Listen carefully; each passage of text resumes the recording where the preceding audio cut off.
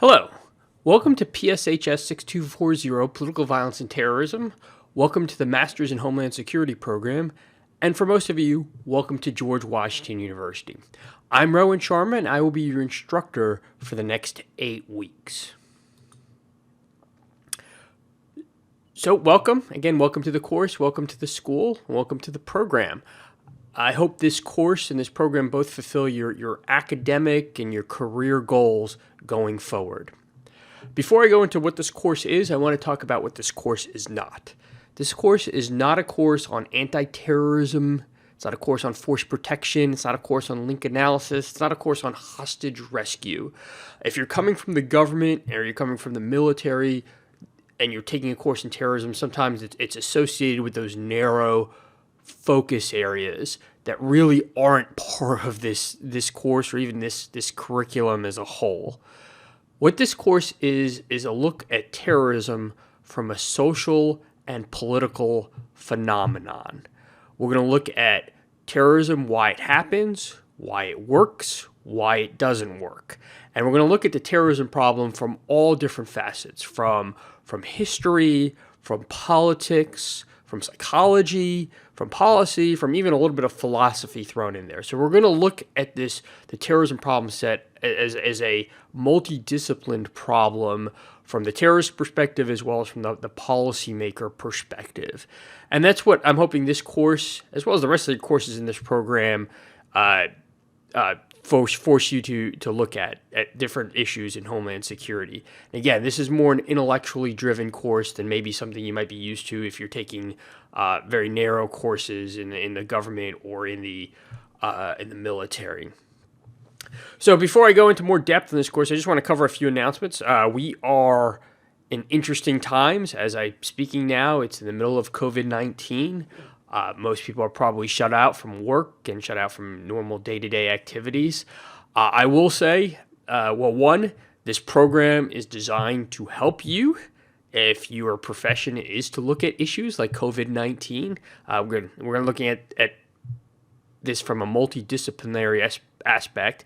I'll also cover, again, my week-to-week discussions. In addition to what you see in the curriculum, I'm going to talk about COVID-19 and talk about its impacts, bioterrorism, its impact on our Homeland Security apparatus. So as you see in real time what's going on in the world, we're going to take those observations and link them to lessons in this course. And I'm hoping you're going to, again, form those observations as well in this course as well as you pursue this master's.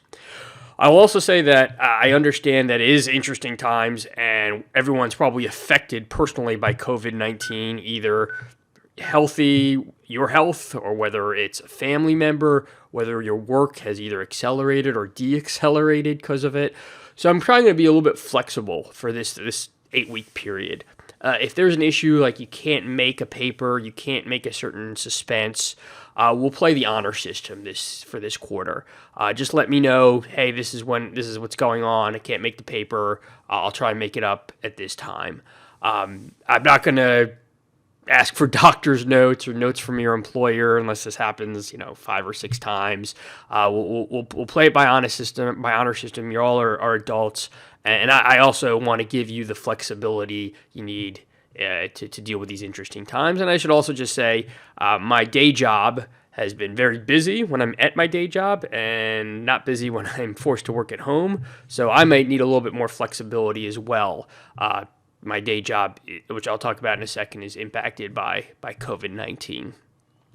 So that's kind of some key points I want to just get off the bench going forward. What I will also say, and I want to emphasize this, I can't emphasize this enough, this course is not a click through, wait till you get the certificate course at the end. If you're coming from the federal government, you're coming from the military, I'm sure you've had plenty of courses in cybersecurity and in acquisitions and sexual harassment where it is your annual training or your every 6 months training that seem to be check the box, and then you do the quiz at the end and you get full credit.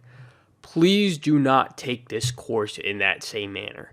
You have readings that you have to do every week. You have lectures that you have to listen to that you should take notes on, and then you'll have discussion section boards where expect you to incorporate the readings and the lectures into a discussion board and expect you to look at what your other classmates are posting.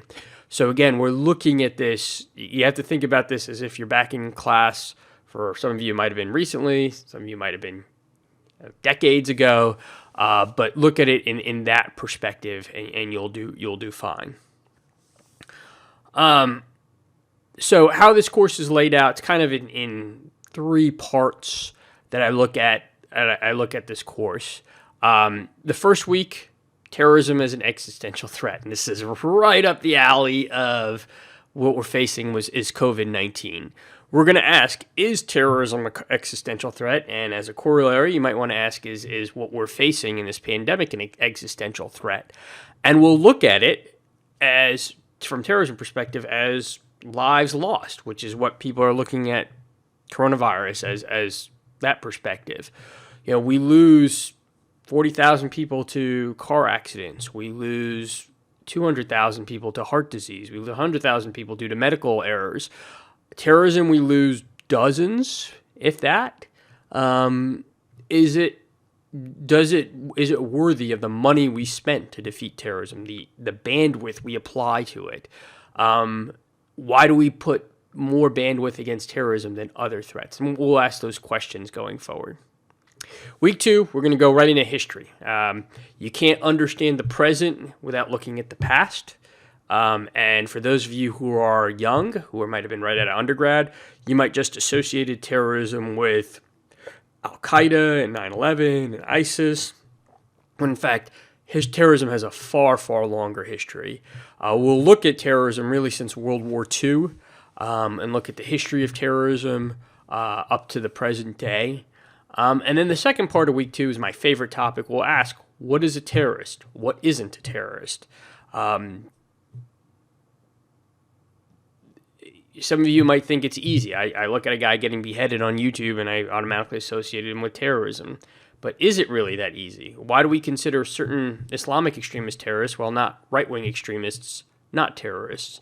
Why do we consider certain people freedom fighters and others terrorists? And we're going to go in detail on that. And the more you consider those issues, the better you'll do on paper 1, which is based on that subject. For week 3, we'll talk about history part 2, the road to 9/11, and it should really also be the road to the rise of ISIS. And we'll look at the Middle East and how it was the politics impacted it that kind of spawned both Al-Qaeda and ISIS. And that kind of covers the first part, where a lot of history and philosophy are talked about. Then we'll go into terrorism finance. We'll touch on that a bit. But then in week 4, we'll go into terrorist adaptation. We'll look at groups, why groups succeed, while others fail. And then we'll go into WMD terrorism, which you'll have a paper on. And I might add a little bit of coronavirus in there, depending on what we see in current events. Week 5 is counterterrorism policy, and this is probably the third section. We'll look at the U.S. counterterrorism policy, EU, Israel, what works, what doesn't work, what can we learn, what can they learn. And then week 6, we'll look at intelligence and counterterrorism. Why did we have an intelligence failure on 9/11? It's now 19 years ago, but it's still a worthy case study. And why do we still have these intel failures going forward? And week 7 is more current issues. I talk about the American jihadist threat. I'm also going to add in the right-wing extremist threat in week 7. And then we're going to talk about leadership targeting, high-value targeting, drones, and other measures that we've used over the years to defeat terrorism. Does it work? Is it effective? Is it ethical? Why or why not? And then week 8, I kind of give a lot of free time for a final paper and review for the final as well. So that's the course and layout. Again, it is a 16-week course compressed to 8 weeks, so you can get the degree in less time. So it is fast and furious. You can't miss a week or you will be behind. I expect you to do this almost every day to work on something, whether it's a reading or paper or discussion board. And Yeah, you will get a lot of work. That's usually one of the complaints I get back. But again, it's a compressed 16-week course. So work products, you will do 2 papers and 1 group presentation. So there's 3 assignments total going forward. How this is going to work, and this is a little bit confusing, so I want to be clear on this. There are 3 total assignments. There is 1 paper due at the end of week 3. There's 1 paper due at the end of week 5, and then there's 1 paper due or 1 assignment due at the end of the last day of class. I will break you down into groups your first day. If you are in group 1, at the end of week 3, you will not do a paper. You will do a group presentation on the paper topic, which is definitions of terrorism. You will brief at a WebEx, and I'll give you the date on that in the first day. And a WebEx is kind of an interactive online version as a group to me. About a 20 to 25 minute presentation. If you're in groups 2 and 3, you will do a paper that week. The next iteration, week 5, group 2 will do the presentation, while groups 1 and 3 will do the paper. The next iteration, at the end of class, in the last week, group 3 will do a presentation, while groups 1 and 2 do the paper. I want to make that sure that's clear. I'll also put it in an email so you understand what week you're going and what group you're presenting and what week you're doing a paper. But I want to make sure that's clear at the onset. So total 2 papers and 1 group presentation. Everyone will be doing weekly discussion boards, 1 to 2 every week, and you'll see the requirements on the discussion board. And everyone will be doing a final exam. The final is not something you need to worry about. If you've been following in the class, you'll do fine. It's nothing. It'll for most people, it ends up boosting their grade.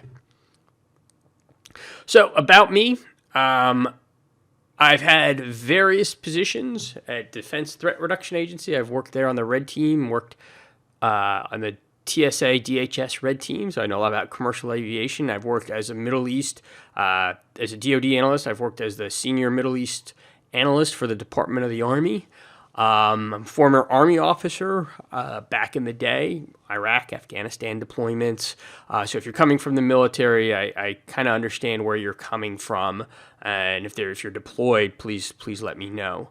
I've always been open with my students about if you want to work at the Department of Defense, you work for a contractor, I have contacts, feel free to drop me an email if you're interested in that type of work. And on the week 8, what we'll do is we'll hold a job talk where I'll talk about careers in the intelligence community, careers in the federal government, and what you need to get into the federal government. So, again, I look forward to this class. If there's issues, don't hesitate emailing me. I'm usually very responsive. And if there's other questions, don't hesitate to contact me.